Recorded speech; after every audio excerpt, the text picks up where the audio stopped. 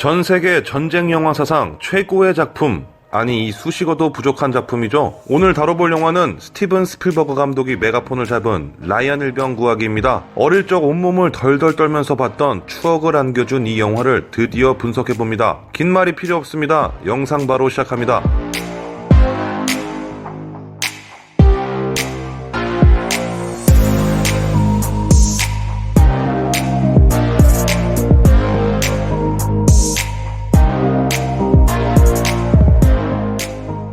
라이언 일병 구하기는 밀리터리 필름 매니아들 사이에서도 거의 완벽에 가까운 고증으로도 흔히 언급되는 작품인데요. 하지만 그런 찬사를 받는 이 영화에서도 실화와 다른 점이 몇 가지 있다는 사실을 알고 계셨는지 모르겠습니다. 이 영화가 그리고 있는 실제 역사와의 차이점에 대해서 몇 가지 짚어보겠습니다. 먼저 역사상 최고의 전투 시퀀스라는 수식어가 붙는 영화 초반부 노르망디 상륙신에서 영화와 실화와의 차이점이 있습니다. 영화에서 그리고 있는 상륙 지역 해변의 모습입니다. 병사들이 조금만 뛰어가면 독일군 진지 앞까지 다다르는 영화 속 해변의 폭과 달리 실제 노르망디 상륙 작전 당시 오마하 해변은 썰물 타이밍이었기 때문에 실제 거리는 어마어마하게 멀었다고 합니다. 또한 콘크리트 벽으로 우뚝 솟아오른 독일군의 기관총 벙커 묘사 또한 실제 역사와는 다르다고 하는데요. 실제 상륙 당시에는 영화처럼 돌출되어 위치 확인이 용이한 기관총 벙커가 아니었고 해변 곳곳에 잘 은폐된 형태의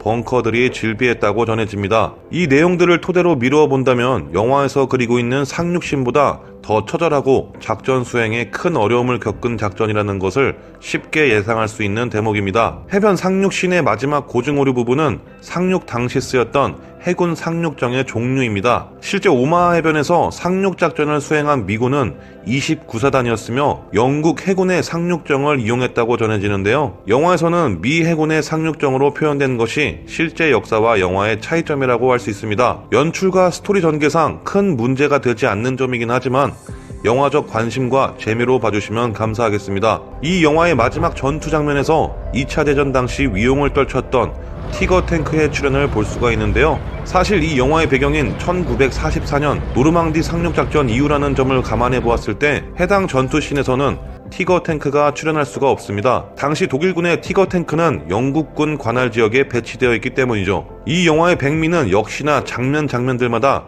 영화적 재미를 더해주는 무기들의 출연입니다. 하나씩 차근차근 이 영화 속 무기들을 나열해 보겠습니다. 연합군의 주력 소총인 M1 게런드 소총과 또 다른 주력 소총인 M1 카빈 소총, 영화 속 매력적인 저격수 잭슨의 M1903 스프링필드 저격 소총, 극중 레이번이 사용한 BAR 자동 소총, 마지막 전투씬에서 출연한 브라우닝 기관총, 밀러 대위의 콜트 권총, 마지막 전투씬에서 출연한 M1A1 바주카포, 연합군의 M1 화염방사기, 독일군의 카구8K 소총, 밀러 대위가 사용했던 톰슨 기관총, 독일군의 MP40 기관총, 2차 대전 역사상 가장 많은 사상자를 낸 독일군의 MG42 기관총, 20mm 기관포 등이 묘사되었습니다. 한 가지 재밌는 점은 베리 페퍼 배우가 분한 잭슨 캐릭터의 저격 모습인데요. 5발이 들어간 탄창 클립은 장전한 뒤 한 번 쏘고 볼트를 당겨 산피를 꺼낸 뒤 다시 격발하는 메커니즘을 갖고 있는 스프링필드 볼트 액션 소총은 당시 오른손잡이용 밖에는 생산이 되지 않았다고 하는데요. 해당 작품에서 잭슨 캐릭터는 왼손잡이로 표현되었고 격발할 때마다 비교적 불편한 방법으로 소총을 활용하는 것을 보여줍니다. 하지만 이상하게 오른손잡이용 소총을 왼손잡이 사수가 사용할 때 더욱 역동적이고 멋있는 것은 저만 그런 건가요? 당시 엄청난 스케일과 촬영 규모를 가지고 진행된 작품이니만큼 이 영화 제작과 관련된 비하인드 또한 흥미로운 점이 다수 있습니다. 영화만큼이나 재밌는 영화 뒤에 숨겨진 제작 비하인드를 알아보겠습니다. 해당 영화는 제작비 7천만 달러라는 어마어마한 액수를 투입한 영화입니다. 개봉 당시 4억 8천만 달러라는 천문학적인 흥행 기록을 갈아치운 영화이기도 한데요. 2017년 덩케르크가 개봉하기 전까지 전 세계에서 가장 흥행에 성공한 2차 대전 영화라고 할 수 있습니다. 참고로 덩케르크가 전 세계에 개봉했을 당시 흥행 수익은 5억 달러가 넘는 수준이었습니다. 영화의 첫 전투씬이었던 상륙작전 장면에서 동원된 엑스트라만 1000명에 달했고 영화 속에서 폭발과 총알에 의해 팔다리가 잘린 엑스트라들은 실제로 팔다리가 없는 장애인 30여 명을 직접 섭외해서 찍었다고 합니다. 상륙씬을 찍었던 촬영지는 실제 아일랜드의 커라클 해변입니다. 이 영화가 개봉된 이후 전쟁을 배경으로 한 수많은 게임에서 해당 상륙신을 오마주했는데요. 그중 메달 오브 아너라는 FPS 게임에서는 아예 이 영화의 스토리와 연출을 그대로 가져다가 활용했다고 합니다. 영화 속 대사까지 똑같다고 하는군요. 이 영화의 의상 디자이너 조애너 존스턴은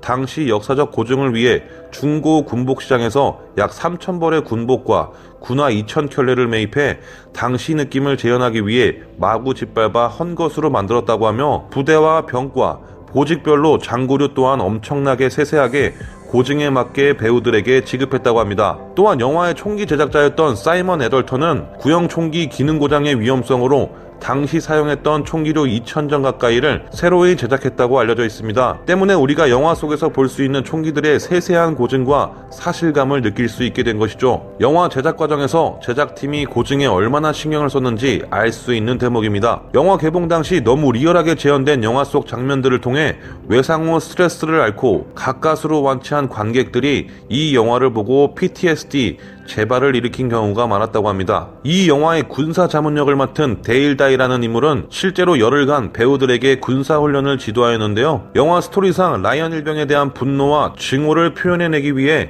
감독은 맷 데이먼 배우를 다른 배우들이 군사훈련을 받는 동안 대놓고 계속 놀면서 촬영장을 누비게 했다고 전해집니다. 그리고 이 분위기는 영화 속에서 고스란히 표현이 되죠. 영화 속 차가운 카리스마로 중무장한 밀러 대위는 사실 톰 행크스 말고도 2명의 캐스팅 후보가 더 있었다고 합니다. 그 2명의 후보는 해리슨 포드와 멜 깁슨이라고 합니다. 영화 첫 전투씬인 오마하 해변 장면을 촬영하는데 총 4주의 기간이 소요되었다고 하며 필버그는 영화의 생동감을 더하기 위해 스토리보드 없이 촬영에 임했다고 합니다. 영화에 사용된 총기 격발음은 실제 해당 총기로 녹음한 음향을 사용했다고 하네요. 영화의 대미를 장식한 시가전은 영국에 마련한 세트장에서 촬영했습니다. 영화에 등장하는 다리와 운하는 모두 실제 제작된 것들이며 이 세트장에서 총 2개의 시가전을 촬영 각도를 변경해가며 촬영했다고 합니다. 라이언 일병 구하기는 2차 대전 당시 4형제 중 3형제가 목숨을 잃은 닐랜드 형제의 실화를 모티브로 제작된 영화입니다. 실제 닐랜드 형제 중 큰형 에드워드는 44년 5월 B-25 미첼 폭격기 승무원으로 임무 중 추락하여 사망하였고 둘째와 셋째였던 프레스톤과 로버트는 사사단 22연대 소속으로 노르망디 상륙 당시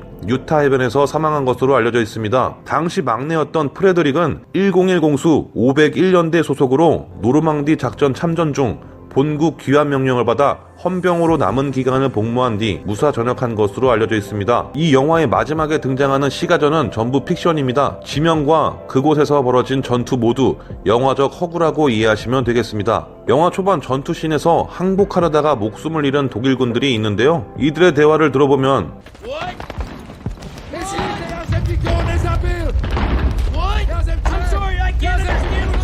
사실 독일군이 뱉은 언어는 체코였으며 2차 대전 당시 독일이 점령한 동유럽 국가들 중 징집을 통해 독일군에게 강제 징집된 것이라고 합니다. 대부분의 관객들은 독일군이 독일어로 살려달라고 간청하다 죽은 것으로 알고 있는데 알고 보면 재밌는 영화 속 장면이라고 할 수 있겠네요. 영화 중반부 레이번이 군번줄을 뒤지며 읽은 이름은 실제 레이번 역을 소화한 에드워드 번즈 배우의 친구들 이름이라고 합니다. 앞서 언급했듯이 이 영화의 군사고문이었던 데일 다이는 이 영화에서 실제로 얼굴이 나오기도 하는데요. 바로 마샬 장군에게 라이언을 구조하기 위한 팀을 보낼 것을 조언하는 장교 역할이었습니다. 밀러 대위가 지도를 펼쳐놓고 손을 떠는 장면에서 나온 이 지도는 실제 노르망디 상륙 당시 작전을 수행했던 82 공수사단이 사용했던 지도입니다. 본 영화는 21세기에 들어 전쟁 필름은 라이언 일병 구하기 이전과 이후로 나뉜다고 할 정도로 해당 장르에 큰 획을 그은 작품이라고 할 수 있습니다. 지금도 수많은 감독들과 영화 제작자들이 이 영화를 뛰어넘기 위해 부단히 노력하고 있으며 이는 분명 전세계 영화 팬들에게 즐거움과 영화적 재미를 향유할 수 있다는 점에서 반가운 점이 아닐 수가 없을 것입니다. 숨막히는 긴장감과 스릴을 느끼게 해줄 영화가 나오기만을 우리들은 기다립니다. 자칫 진부할 수도 있는 이 영화의 여러가지 면들을 다루어 보았습니다. 재밌게 보셨다면 좋아요와 구독 부탁드리면서 저는 이만 물러가 보겠습니다. 더 재밌는 영상으로 돌아오겠습니다. 지금까지 갓범스였습니다.